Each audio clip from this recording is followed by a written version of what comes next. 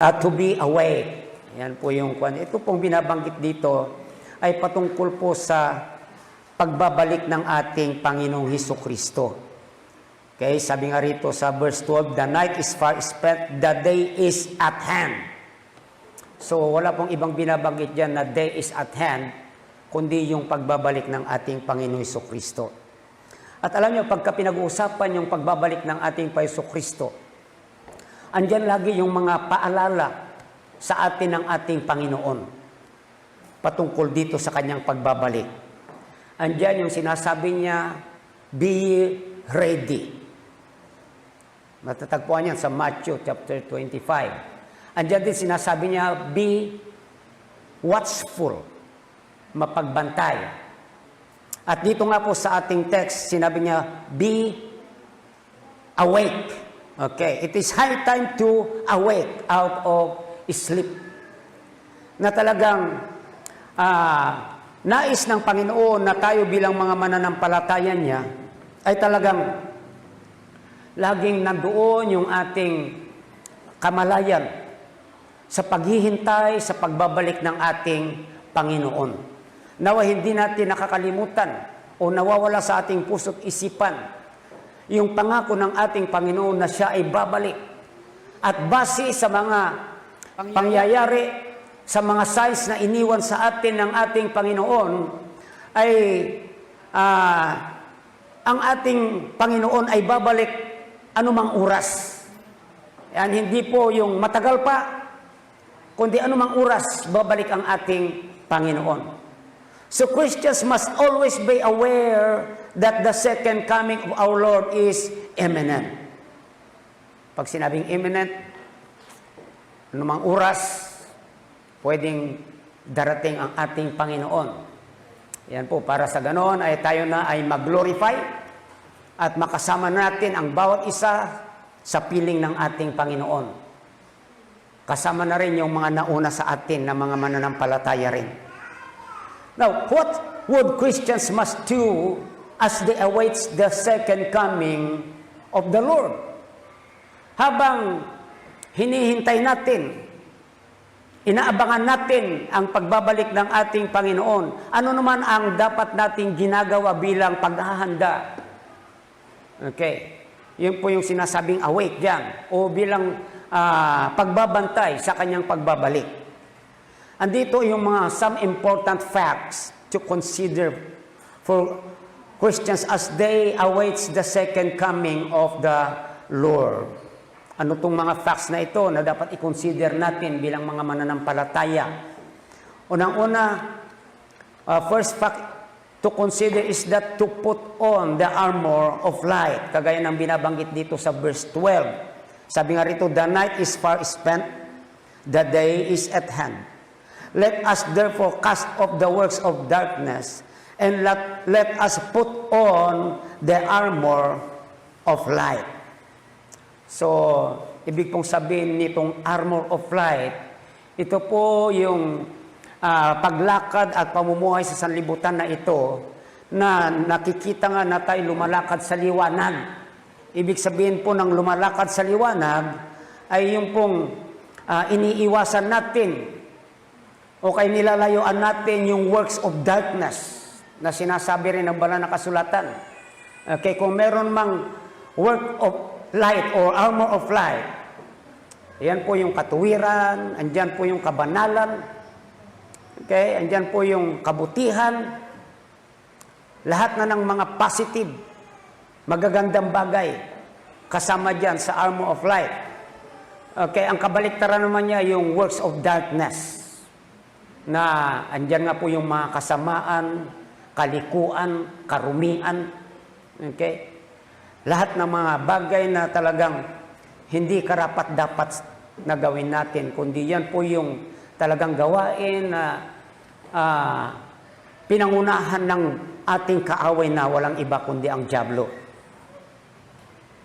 At tunay nga po na kung titignan natin ang sanlibutan, yan po yung umiiral ngayon, yung works of darkness. Pero yan din po yung dahilan kung bakit hindi pa tayo kinuha ng ating Panginoon, para sa ganon ay mayroong pangontra sa masamang gawain.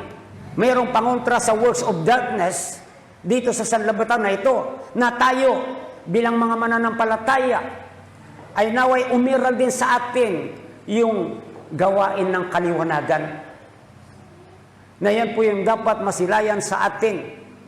Okay, so kaya nga yun po yung isang bagay na dapat tandaan natin habang naghihintay tayo sa ating pagbabalik, sa pagbabalik ng ating Panginoon, na tingnan natin yung ating buhay.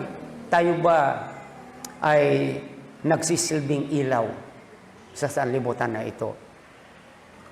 Nagsisilayan ba sa atin yung ilaw na sinasabi nga ng banal na kasulatan na dapat makita sa atin o masilayan sa atin?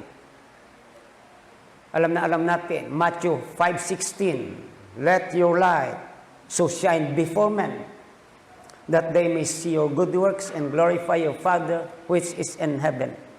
Na ibig sabihin, hindi masisilayan sa atin yung liwanag na yan kung ang gawain natin ay yung pa rin gawain ng kadiliman. Nakakalungkot minsan na maraming ang mga mananampalataya manggagawa ng ating Panginoon na sa halip na magsilbing liwanag ay nakikitaan pa ng gawain ng kadiliman. Kaya sinasabi kong nakakalungkot dahil hindi dapat nangyayari yan. Okay? Kundi dapat talaga, yun po yung pagtuunan natin ng pansin habang naghihintay tayo. Na yung na pagdating ng ating Panginoon, masumpungan niya na tayo ay lumalakad ng matuwid, masumpungan niya na tayo ay gumagawa ng mga bagay na kaaya-aya at kalugod-lugod sa Kanya. Nakakalungkot naman na pag dumating ang ating Panginoon, ligtas nga tayo. Pero ni wala man lang masabi ang ating Panginoon sa atin na commendation. Kasi makita natin sa banal na kasulatan, sa gospel, meron siyang kinumend doon, pero meron din siyang, ang tawag dito, pinagalitan ba yung, sabi nga niya, "Thou slothful servant." Okay? Wicked and slothful servant, yung sinasabi roon. Okay, ligtas nga pero hindi naman namuhay na nagsisilbing ilaw sa sanlibutan na ito. Okay, so by putting out the works of darkness. So yung pong pagbabago nga yung pag-alis ng mga works of darkness sa atin, doon po yung nakasanayan natin, hindi pa tayo mananampalataya, ay talagang yun po dapat yung ipanalangin din natin sa ating Panginoon. Kung meron pa tayong nakikita sa ating sarili, sa ating buhay, na gawain ng kadiliman, ilapit natin sa ating Panginoon, ipanalangin natin yan, na alisin yan sa atin ng ating Panginoon. Huwag natin sabihin, kaya ko naman yan eh. Bakit ko pa ilalapit sa Panginoon? Eh kung kaya mo, di wala na sana yan. Okay. So, ang Panginoon lang ang pwedeng makapag-alis niyan sa atin. Upang sa ganon ay lubos nga na makita na suot-suot natin yung armor of light na binabanggit dito. By putting out the works of darkness and by setting aside the works of the flesh. Ayan din po, no? Yung isinasantabi yung mga gawain ng laman. So kasi nga tayo ngayon ay meron na tayong new nature na opposite doon sa ating sinful nature. Na ngayon na meron na tayong new nature, the divine nature, gusto ng Panginoon na yun ay masilayan sa atin. Yet hindi po masisilayan yan hanggat hindi na isasantabi yung gawain ng laman. Sabi nga ng banal na kasulatan, pinakawalan na tayo mula sa pagkaalipin sa laman. Upang sa ganon, tapos na tayo ay pakawalan sa pagkaalipin na laman, ay tayo naman ngayon ay alipin na ng ating Panginoon. O alipin ng katuwiran. Ano ibig sabihin yan? Dapat din naman ngayon na hindi na yung nais ng laman ang ating susundin at gagawin, kundi yung nais ng ating Panginoon. Kaya nga, bagamat binigyan tayo ng will ng ating Panginoon, pinapaalala sa atin ng banal na kasulatan na yung will na yan na ibinigay sa atin ay dapat ipasakop natin sa ating Panginoon. At yung will ng ating Panginoon, yun yung ating susundin at yun yung ating gagawin. Wala tayong makita sa banal na kasulatan na ini-encourage tayo na atin pong gawin kung ano man yung ating kalooban. Never na meron tayong mabasa sa Biblia na ganyan. Ang tinuturo ng banal na kasulatan ay the will of the Lord must be done. Yan po yung malinaw na katuruan ng Biblia. Yan din po yung iniwan sa atin ng ating Panginoon na ehemplo bago man siya ipako sa cross. Ang sabi niya, Father, if it's thy will, let this cup pass from me. Tama ba yan? Pagkasabi ko? Kung pwede lang, huwag nang mangyari ako'y ipako sa krus. Okay, nasabi lang niya bilang tao yan, pero dinugtungan niya, ang sabi niya, ano sabi niya? Nevertheless, not my will, but thine be done.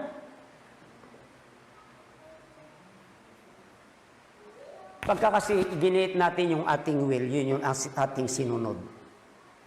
Ang will natin, ayan po ay gawain ng laman yan. Okay. Papairalin natin yung ating flesh dyan.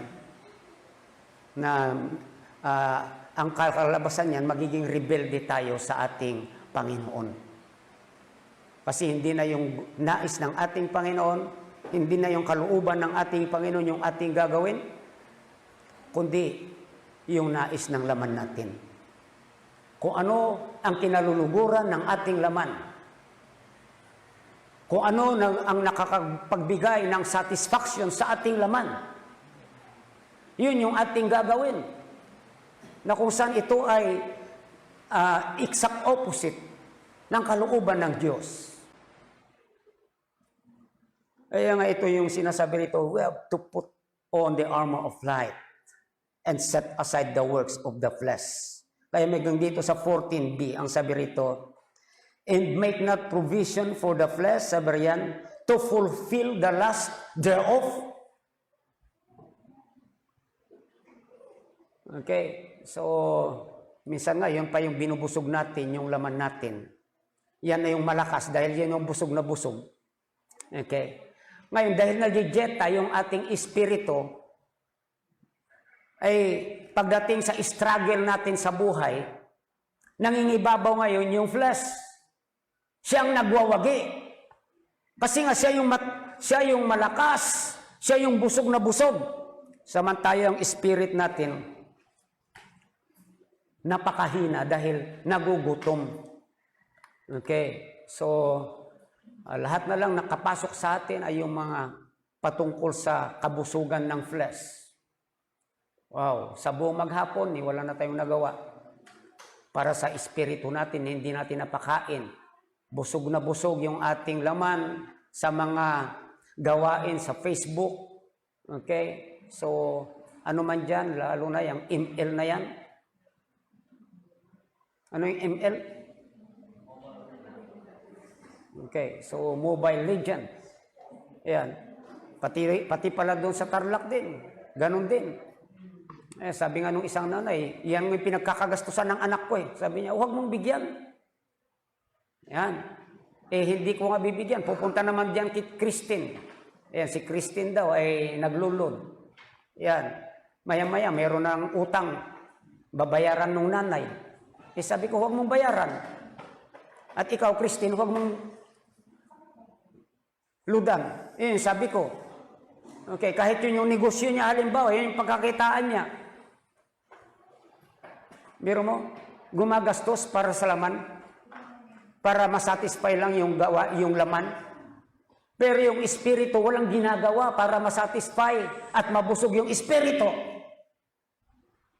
Marami pong mga Kristiyanong ganyan. Mahal na mahal yung laman. At hindi matututunan na talagang ipako. Bagamat nakapako na nga yan, pinako na ng ating Panginoon, ibig sabihin patay na yan, pero pinipilit nating buhayin. Dahil laging yan yung ating binubusog. So, we have to set aside the works of the flesh. Gitahin mo yan. Magiging mahina yan. Yan. At pakainin mo yung espiritu. So, to put on the armor of light, second fact to consider for Christians as they await the second coming of the Lord is to be busy on the work of the Lord. To be busy. Yan. Hindi busybodies, kundi to be busy in the work of the Lord. Sa work of the Lord talaga. Okay, so marami dyan ngayon, maging mga manggagawa, maging katulad kong pastor, busy na busy, pero hindi naman sa gawain ng ating Panginoon. San hinahamon nga kami ng isang pastor noon eh. Subukan niyong sumama sa akin kung pagiging busy lang pinag-uusapan. Baka kayo ang aayaw sa kawalan ko ng tigil sa buong maghapon. Talagang busy siya. Talagang pwede kang sumurinder, pero hindi siya busy sa gawain ng ating Panginoon. Yan. So kasi yung humahamon sa amin politician, ibig sabihin busy siya sa kabibisita sa mga constituents niya. Yan. Busy siya para magpakilala sa mga tao. Busy siya sa pagpapasikat sa kanyang sarili, hindi busy sa pagpapasikat sa ating Panginoon. Wow! Lahat ng ginawa niya sa buong maghapon, lahat ng energy ibinigay niya ay hindi para sa gawain ng ating Panginoon, kundi para sa kanyang sarili. So pag sinabing, to be busy in the work of the Lord, okay, na ibig sabihin talagang nag-exert ka ng effort, nagpagod ka, nagpagal ka, hindi para sa iyong sarili, kundi para sa gawain ng ating Panginoon at para sa ating Panginoon. Kaya sabi rito sa verse 13, let us walk honestly as in the day, not in rioting and drunkenness. Yan. So, may mga tao bang ganyan sa buong maghapon? Yan na lang ginagawa nila. Okay? So, sabi pa rito, not in chambering and wantonness. Ano ba yung chambering?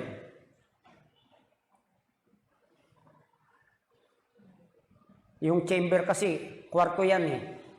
Ano ibig sabihin yan? Patulog-tulog lang? Pakuya-kuya-kuy? Hayahay? Wantonness? Ayan, yung talagang yung katamaran. Okay. Ewan ko kung ganun ba. Hindi ko kasi nakakuha yan eh. Tingnan nyo nga sa mga cellphone nyo.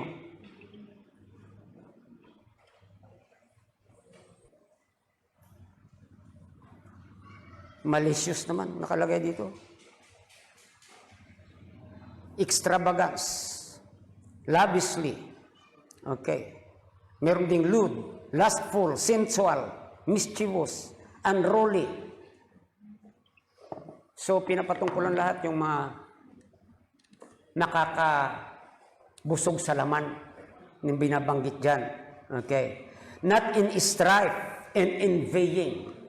So, busy sa pag-away-away, and busy sa kung ano man, yung envying kasi yan, yung inggit-inggit dyan.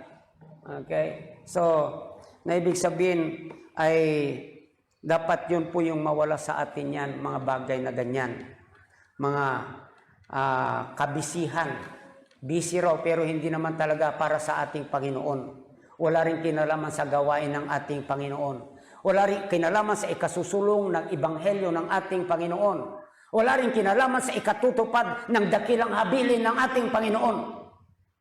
Kundi lahat na lang ng ginawa sa buong maghapon at sa araw-araw ay para sa sariling kapakinabangan. Yun po yung busybody kung tawagin. Not busy in the Lord's work. Na kung saan sa kanyang ginagawa siya yung nakikilala, kung saan yung kanyang ginagawa siya yung nagiging tanyag, siya yung nagiging sikat at hindi ang ating Panginoon. Wow. Meron akong kakilala doon sa amin, kung tawagin na nga, congressman eh. Kasi madalas nagpapainom yan. Dahil madalas nagpapainom, sikat siya sa mga tao. Yan. Bigay todo pag magpainom. Kaya congressman ang tawag. Okay. So, sikat nga. Pero tayo kasi ay hindi para pasikatin yung sarili natin. hindi para mag-imbot ng anuman bagay para sa ating sariling, sabi nga, pugi points. Okay? Kundi ang maisakatuparan ang gawain ng ating Panginoon na kanyang iniwan sa atin. So napakahalaga ng gawain ng ating Panginoon sapagkat yan nga po yung talagang pangunahin na gagawin natin at gawain natin habang nandito tayo sa ibabang ng lupa to fulfill and to carry out the Great Commission. At pag lumabas tayo roon, yung mga activities natin na walang kinalaman sa pagpapatupad ng Great Commission, ang kalalabasan niyan ay busybody. Okay, so okay lang yung pagtulong, kagaya ngayon, may mga nasalanta ng baha. Walang masama sa pagtulong. Pero hindi dapat i-consider yon na gawain ng ating Panginoon. Yan. So, ang gawain ng Panginoon pa rin ay yun, pagpapahayag ng Ebanghelyo. Okay? At yung maikalat yung Ebanghelyo ng Panginoon sa iba't ibang dako sa pamagitan ng pag-set out, pag-support ng mga missionaries. Kung bakit tayo tumutulong, kasi isa rin niya ipinapakita ng Church of Jerusalem noon na talagang yung early New Testament church, yung pag kami mga nangangailangan ng tulong material at financial, kailangan tulungan. Okay?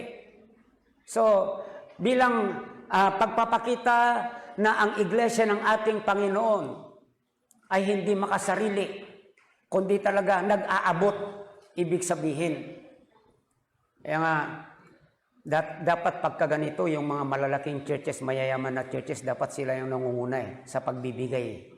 Pero hindi mo makita sila na nagbibigay na ganyan. Walang pakialam yan. So, ang mga Baptist yan. Okay, so, doon nga raw sa Montalban, dahil doon yung talagang lubos na nabaha. Maraming mga churches pupunta roon. Pinupuntahan din yung mga Kapwa-Baptist doon. Sila na yung mga namamahagi, yung mga Kapwa-Baptist doon. Ayan, at nung nagpunta itong mga kapatiran nung Lunes yun? Okay, so maghapon sila doon dahil pati yung sasakyan ng church nagamit din para maghatid sa mga residente doon ng tulong. Hindi lang yung ibinagsak na doon sa church, tapos na. Hindi rin. Okay, pero yan po ay hindi natin ginagawa para sa atin, kundi talagang ginagawa natin kasi nga nasa banal na kasulatan yan. Okay, nung merong ang drought doon sa Jerusalem, yung ibang churches sa Asia Minor, kagaya sa Syria rin, ay nagtulong-tulong sila. Nag-ambag-ambag doon sa Antioch, ganyan, para magbigay ng tulong doon sa nasalanta ng drought sa Jerusalem ng mga kapatiran. Okay. Hindi para magpakilala sa buong mundo. Ayan, kami mga Baptist, kami mababait kami, matulungin, hindi ganon. Ginagawa yon for the sake na ginagawa natin kung ano yung example na nakikita natin sa early New Testament church. Okay? Na kung saan walang iba rin ang naluluwalhati, kundi ang ating Panginoong Hesukristo. Yes, to be busy in the Lord's work, in the work of the Lord, by doing God's entrusted work. Yan lang naman yan eh. Kung ano yung gawain ay pinagkatiwala sa atin ng Panginoon, yun lang. Yun nga yung pag-fulfill ng Great Commission. Na kung saan nakakalimutan na ng maraming churches ngayon yan. Sa totoo lang. Nawala na sa isip ng maraming mga churches. Nawala na sa puso ng maraming mga churches ang pag-carry out at pag-fulfill ng Great Commission. Marami dyan nakpakabisi na sa paglilikom ng mga kapirahan at kayamanan dito sa lupa.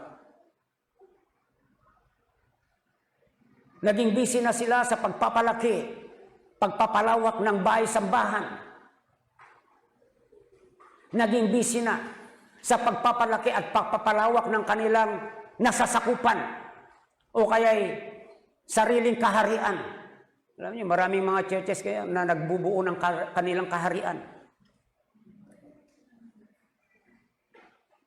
Nagsisend out din sila, pero kadalasan ampon yung tinatawag doon.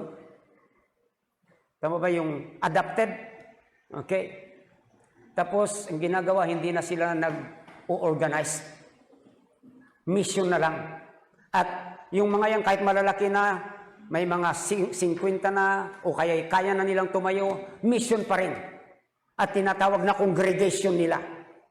Ayan. Nagiging centralized na yung kanilang church.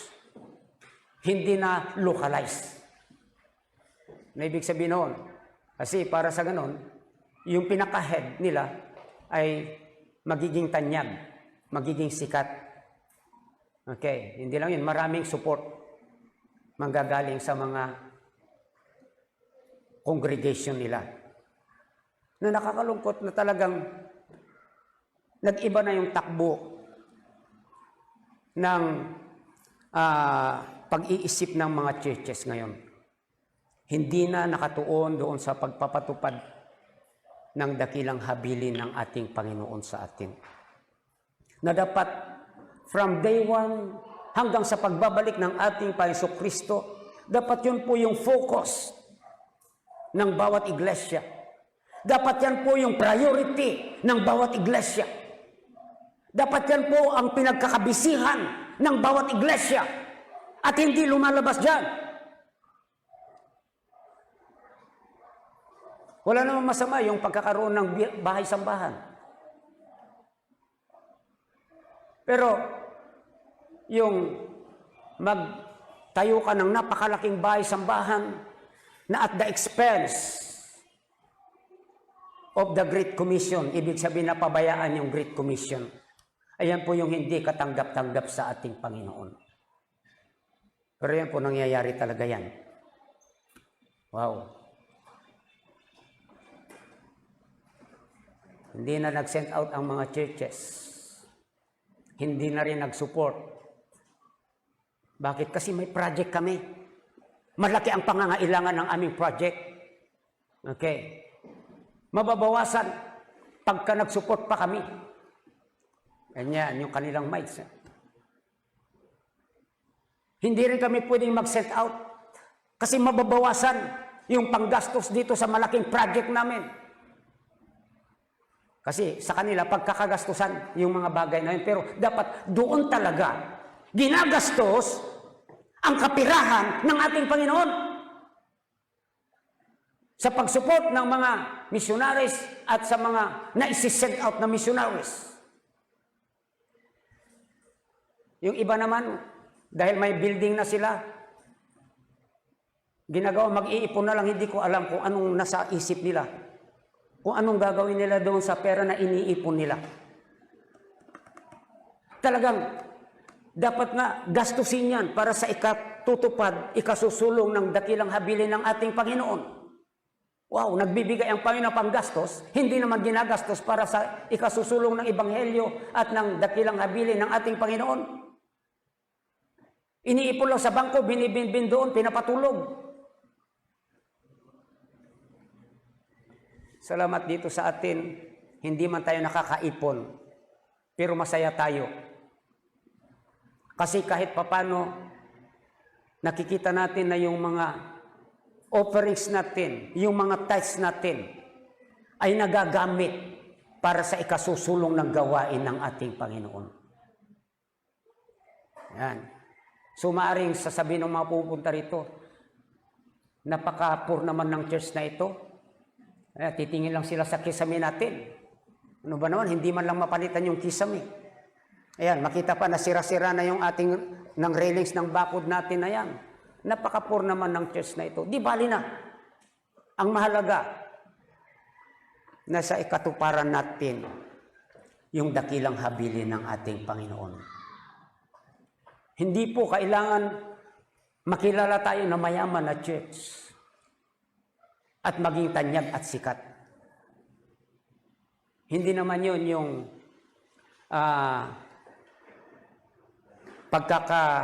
yung design ng ating Panginoon sa iglesia. Hindi niya i-design ang iglesia na ganyan. Dinisign niya ang iglesia para ipatupad ang kanyang dakilang habilin. Yan po yung design ng ating Panginoon. Kaya yun po dapat yung talagang focus natin, yun yung ating priority. Yes, to be busy in the work of the Lord. Ano mang panahon. Okay, hindi ko alam kung anong sinasabi ng iba sa akin. Kamamatay lang anak ko. Ayan, nandyan na naman ako sa gawain. Pero alam nyo, wala akong nakikita na dahilan para tumigil. Kahit namatayan man ng mahal sa buhay. Wala tayong nakita sa Biblia na tumigil muna tayo. Magpahinga muna tayo. Magmuni-muni mo tayo. Kung may mga bagay na ating pinagdadaanan na hindi kaaya-aya. Pero para sa akin, yung pagpapatupad ng dakilang habilin o ng gawain na pinagkatiwala ng Panginoon, yun po yung napakalaking comfort para sa akin bilang ama na namatayan ng anak. Mas malulungkot ako kung magmukmuk na lang ako at walang gagawin. Kasi wala na akong iisipin ko na lang yung anak ko. Okay?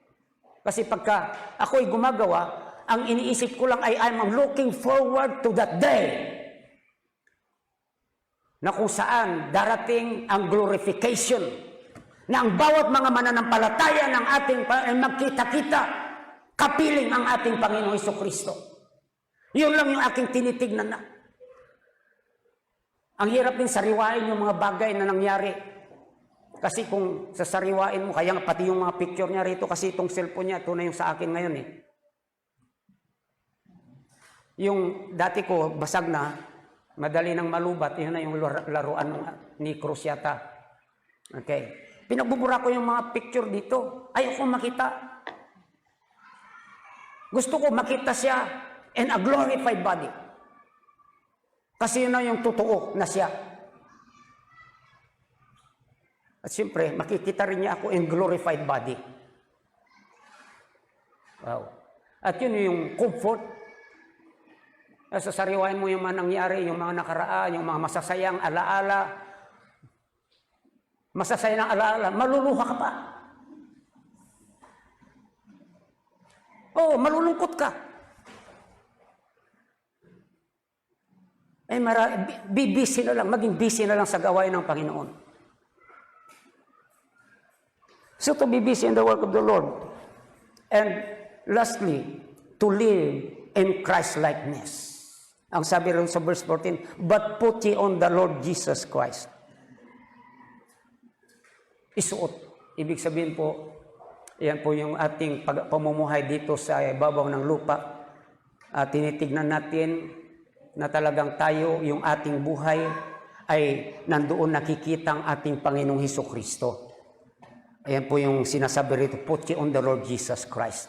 Na sa mga pagkilos natin, sa mga pananalita natin, sa lahat ng ating ginagawa, nasisilayan ang ating Panginoong Hesukristo. Siyempre, yung mga tao sa paligid, yung lagi nating binabanggit na ino-observe tayo niyan. Huwag niyong sabihin, hindi kayo ino-observe ng mga yan.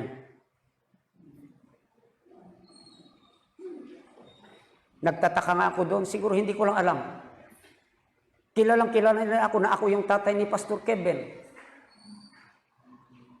Hindi ko alam. Okay. Tapos minsan, Pastor, sabi, may nagnunog ng cellphone eh, pasensya na hindi ka po nakapunta ng burol. Kasi yung burol doon, hindi nakapunta. Kaya nga ngayon, pinapanood ko na lang yung libing. Yung libing, ang dami rin, parami ng parami. Hindi ko alam kung umabot na ng 1,000 views. Ang talagang nag-i-increase yung huling lamay niya rito, huling gabi, 1,300 na ngayon. Okay? Pero, alam niyo po, no, talagang hindi natin maitatuwa ang mga tao sa paligid natin. Talagang tayo ay inuobserbahan nila. Okay? At yun nga po, pag sinabi po on the Lord Jesus Christ, ay nawa sa atin nakikita ang ating Panginoon Hesukristo. So, kahit wala na ang Panginoon Kristo, nandoon na sa kalangitan sa kanyang trono roon.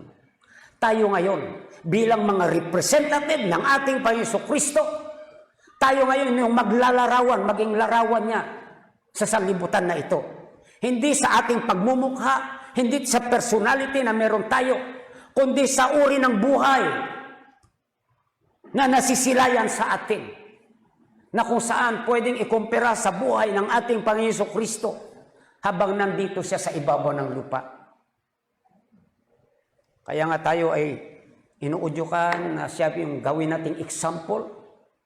Marami siyang mga ginawa rito, iniwan dito sa atin na yung mga yapak niya, na siyang gawin nating example din sa ating paglakad, gawin nating example sa ating pamumuhay sa sanlibutan na ito. O, di bali nang hindi ka kilala sa pangalan o anuman, okay? Ang mahalaga, nakikita nila sa atin ang Panginoong Hesukristo. So, to live in Christ-likeness so that we may shine in this world. Yan po yung magsashine sa atin. Ang Panginoong Hesukristo, ganyan yung buhay niya, no? Nakikita siya na nagsashine minsan sa transfiguration. Okay. Pero yung glory ng ating Panginoon ay pwede rin masilayan sa atin sa pamagitan ng isang buhay na kagaya ng ating Panginoong Hesukristo o isang buhay na naglalarawan sa ating Panginoong Hesukristo. Hindi yung meron tayong ipinoportray na iba na hindi ang ating Panginoong Hesukristo. Okay. So, nawa makita sa akin. Ayan. So, yun pala, yung gusto mo makita sa iyo, yung isang artista. Ayan. Na aakalain na ikaw si ganito na artista. Oh. So, di ba sa sanlibutan ganyan, meron pa nga dyan, look alike na sinasabi. Ba, pambira. No, maging look alike tayo ng ating Panginoong Kristo, hindi man sa mukha. Dahil wala namang mukha, hindi natin alam kung anong mukha ng ating Panginoong Kristo. Kundi sa mga bagay na ginawa niya rito. Yung buhay na nasilayan sa Kanya, ay naway masilayan din sa atin. So that we may shine in this world and so that we may please our Master. Ayan po. Habang ang buhay natin ay maihahambing sa ating Panginoon Hesukristo. Alam nyo, isa sa mga tuwang-tuwa, galak na galak, ay walang iba kundi ang ating Panginoon Hesukristo. Wow. Tayo man, minsan nahihirapan, pero sabi ko nga, kung titignan natin, wala namang imposible. Okay, yung mamuhay tayo ayon sa buhay ng ating Panginoong Kristo, na mamuhay tayo ng kaaya-aya at kalugod-lugod sa Kanyang harapan, hindi naman talaga natin gawain din yan eh. Laging sinasabi sa atin, kailangan lang magpaubaya tayo, magpasakop sa ating Panginoon. Hayaan natin na siya yung manguna sa atin. Ganoon lang naman yan eh. Okay. So, kasi yan yung sinasabi ng banal na kasulatan eh. Tayong mga anak ng Diyos, anong sabi niya? For as many as are led by the Spirit of God, they are the sons of God. Na given talaga na bawat isa sa atin naway magpaubaya tayo na siya yung mauna sa atin sa ating paglakad. Kasi siya ang nakakalam kung paano lumakad kagaya ng paglakad ng ating Panginoong Kristo. Siya ang nakakalam kung paano tayo mamuhay kagaya ng pamumuhay ng ating Panginoong Kristo. Na siyang magbibigay ng kaluguran sa ating Panginoon mismo. Wala naman talaga tayong kakayahan na mamuhay ng isang buhay na kaaya-aya sa ating Panginoon. Kasi pag gagawin natin yan, flesh pa rin ang pinapairal. Ang kalalabasan yan, ang flesh natin, ang maluluwalhati. Tayo mismo ang malulugod, hindi ang ating Panginoon. Kaya nga po habang tayo ay lumalakad dito sa ibabaw ng lupa, habang tayo ay nabubuhay, huwag nating isipin that Christ's return is still far away.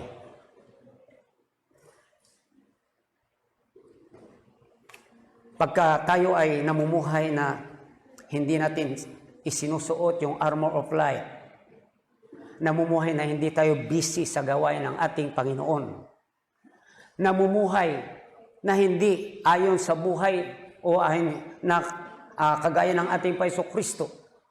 Ibig lang sabihin, hindi tayo nag-aabang, hindi tayo gising, hindi tayo naghahanda sa pagbabalik ng ating Panginoong Kristo. But the mere fact na yan po yung talagang laging paalala sa atin ng ating Panginoon in connection with His return. Dapat din po, lagi nating isipin that our Lord will return anytime. Kaya kailangan, lagi akong handa sa pagbabalik ng aking Panginoon. Ano man yung mga facts na sinasabi rito na ay ating i-consider, dapat yun po yung masilayan sa atin. Pagpapakita na tayo nga ay handa sa pagsalubong sa ating Panginoon. Kaya nga, dapat isipin natin that Christ's return will happen anytime. Nakakalungkot minsan, maraming sasabi, ayaw ko pang bumalik ang Panginoon. Dapat pag Kristiyano, hindi sinasabi yung ganun. Okay? Dapat gaya natin si Apostle Paul.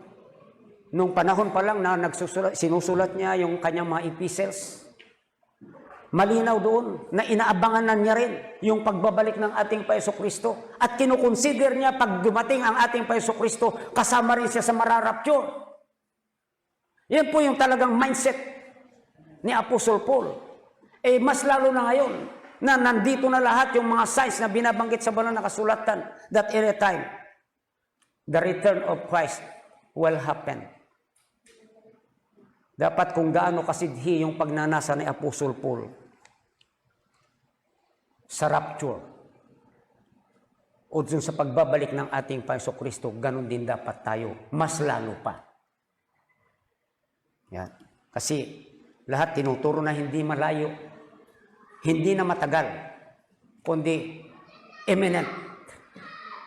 It will happen anytime.